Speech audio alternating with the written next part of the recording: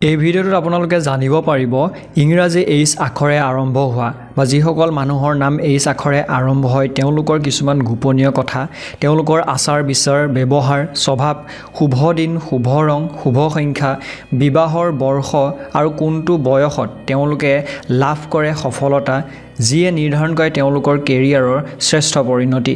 এই সকলোবোৰ এই ভিডিঅ'টোত জানিব পাৰিব। যিসকলৰ নাম এইচ আখৰৰ তেওঁলোকে এই ভিডিঅ'টো নিশ্চয়কৈ চাওক আৰু যাৰ নাম এইচ আখৰে আপুনি চিনি পায় নিশ্চয়কৈ তেওঁক এই ভিডিঅ'টো শ্বেয়াৰ কৰি দিয়ক। লগতে ইয়াৰ আগৰ এলফাবেট কেইটাৰ মই আপোনালোকলৈ ভিডিঅ' দি থৈছোঁ, ডেছক্ৰিপশ্যনত গৈ বা মোৰ চেনেলত গৈ চাব পাৰে। লগতে এই ভিডিঅ'টো নিশ্চয়কৈ এটা লাইক কৰি দিব আৰু আপোনাৰ লগত মিলে নে নিমিলে নিশ্চয়কৈ কমেণ্ট কৰিব। আপোনাৰ নাম কি আখৰে আৰম্ভ হয় সেইটো কমেণ্ট কৰিব। নেক্সট ভিডিঅ' লৈ আহিম মই। লগতে চেনেলটো ছাবস্ক্ৰাইব কৰি ল'বলৈ নাপাহৰিব। জ্যোতিষ শব্দ বৰ্ণমালা অনুসৰি যিসকলৰ নাম এইচ আখৰে আৰম্ভ হয় তেওঁলোক বহুত বেছি আকৰ্ষণীয় ব্যক্তিত্বৰ ধনী হোৱা দেখা যায়। সাধাৰণ ব্যক্তিত্বৰ অধিকাৰী হোৱাৰ বাবে সমাজ পৰিয়ালত এওঁলোকৰ এক বিশেষ স্থান গঢ় লৈ উঠে।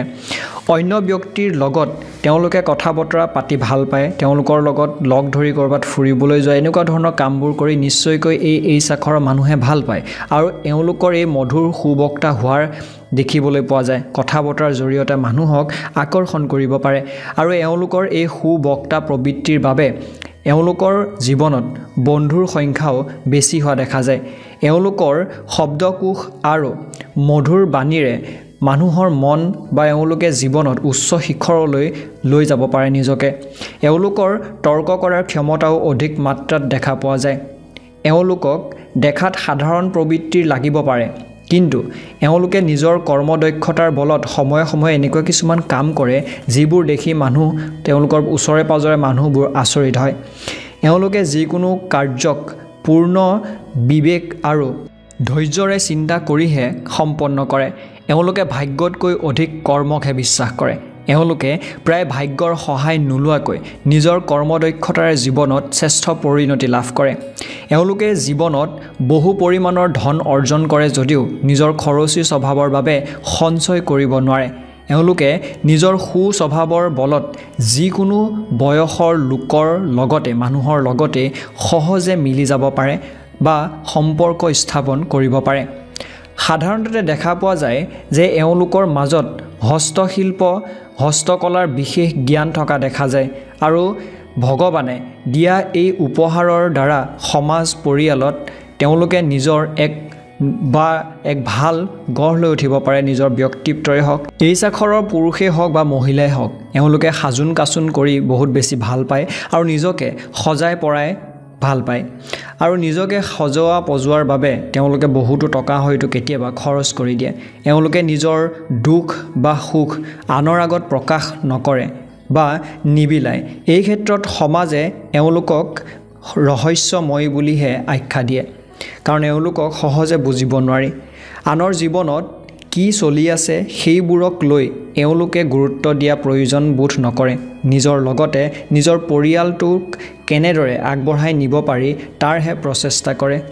এওঁলোকে নিজৰ সন্মানৰ প্ৰতি বিশেষ চিন্তা কৰা দেখিবলৈ পোৱা যায়।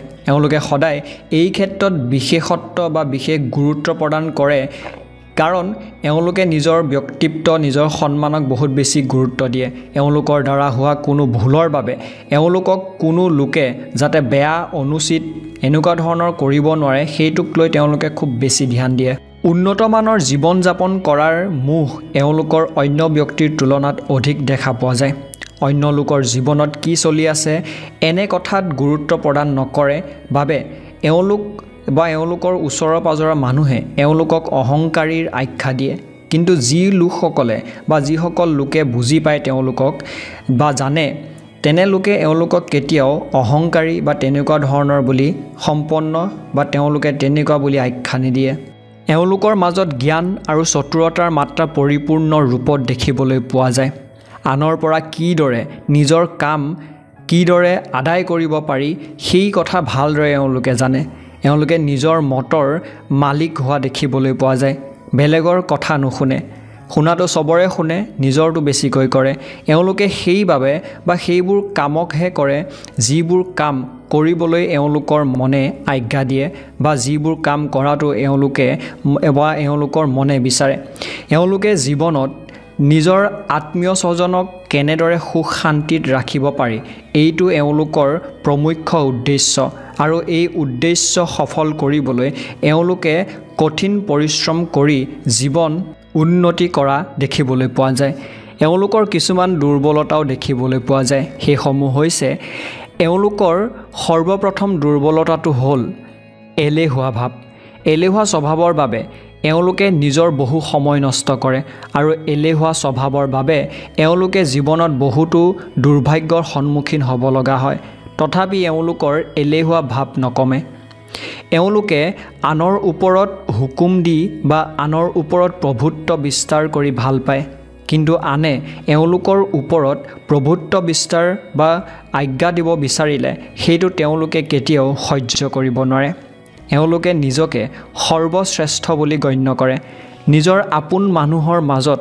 মিছা কথাৰ আশ্ৰয় লোৱা অৱগুণ এওঁলোকৰ মাজত দেখিবলৈ পোৱা যায় এওঁলোক সময়ৰ প্ৰতি সাৱধান হোৱা বা গুৰুত্ব দিয়া দেখা নাযায় লগতে প্ৰেমৰ ক্ষেত্ৰত এওঁলোক মহিলাসকলৰ আকৰ্ষণীয় কেন্দ্ৰ হৈ পৰে সাধাৰণতে দেখা যায় যে এওঁলোকে প্ৰেম প্ৰস্তাৱ প্ৰকাশ কৰাৰ প্ৰয়োজন নাথাকে এওঁলোকৰ আকৰ্ষণীয় ব্যক্তিত্বই মহিলাসকল বা সহজতে আকৰ্ষণ কৰিব পাৰে আৰু বাকী থকা কামবোৰ এওঁলোকৰ বাক বা এওঁলোকৰ কথা কোৱাৰ যি চতুৰতা আছে সেইখিনিয়ে সম্পন্ন কৰে কেৰিয়াৰৰ ক্ষেত্ৰত বিশেষকৈ লেখক সংগীতজ্ঞ অভিনয় উচ্চ শিক্ষা চিকিৎসক বেংক ইত্যাদি ক্ষেত্ৰত তেওঁলোকে জীৱনত সফলতা লাভ কৰা দেখিবলৈ পোৱা যায় বা এইসমূহ বিষয়ত চেষ্টা কৰিলে জীৱনত ভাল সফলতা লাভ কৰিব পাৰে শুভ সংখ্যা হৈছে 3 5 7 9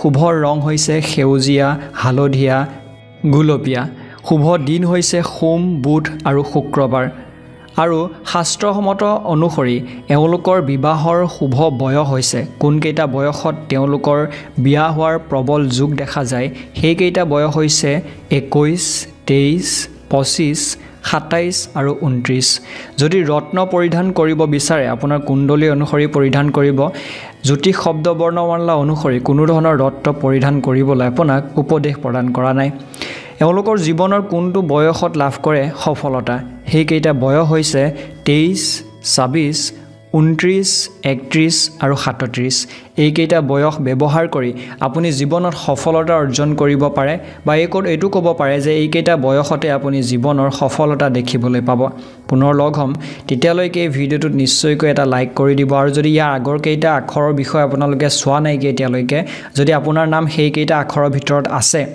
নিশ্চয়কৈ আপোনালোকে মোৰ ডেছক্ৰিপশ্যনত গৈ বা চেনেলত গৈও সেই ভিডিঅ'সমূহ চাব পাৰিব এই ভিডিঅ'টো ইমানে আছিলে এটি নতুন এলফাবেটৰ সৈতে আপোনালোকক লগ কৰিম তেতিয়ালৈকে ভালদৰে থাকক সাৱধানে থাকক ধন্যবাদ